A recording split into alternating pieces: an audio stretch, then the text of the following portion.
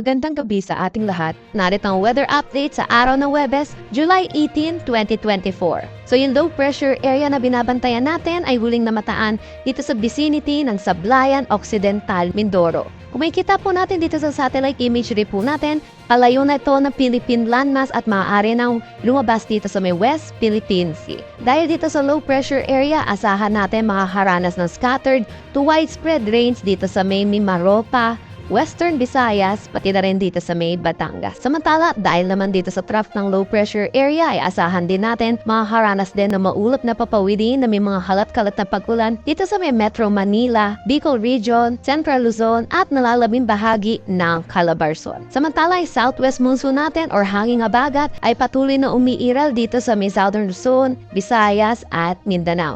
Dahil din dito, asahan din natin ang mga pag-ulan dito sa habuan ng Mindanao, pati na rin dito sa nalalabing bahagi ng Visayas. So kung makikita din natin sa satellite imagery natin, marami tayong kaulapan at meron tayong binabantayan din na cloud cluster dito sa loob ng ating Philippine Area of Responsibility at patuloy po natin itong babantayan kung magiging isang ganap na low pressure area sa mga susunod na araw.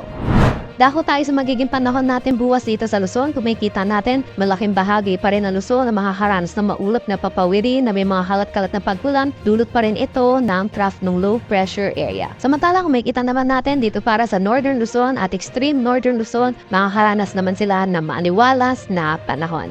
Agwat ng temperature for Metro Manila 25 to 31 degrees Celsius, Lawag 24 to 33, Tuguegarao 24 to 32 degrees Celsius. For Baguio, asahan natin ng 18 to 24 degrees Celsius, Tagaytay 23 to 29 degrees Celsius, at Legazpi 24 to 28 degrees Celsius.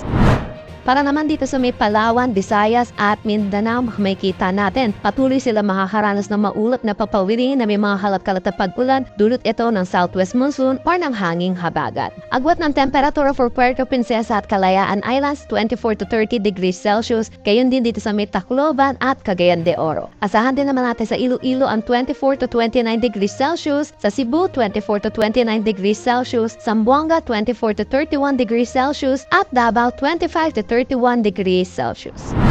Wala naman tayong nakataas na anumang gale warning sa anumang seaboards ng ating bansa.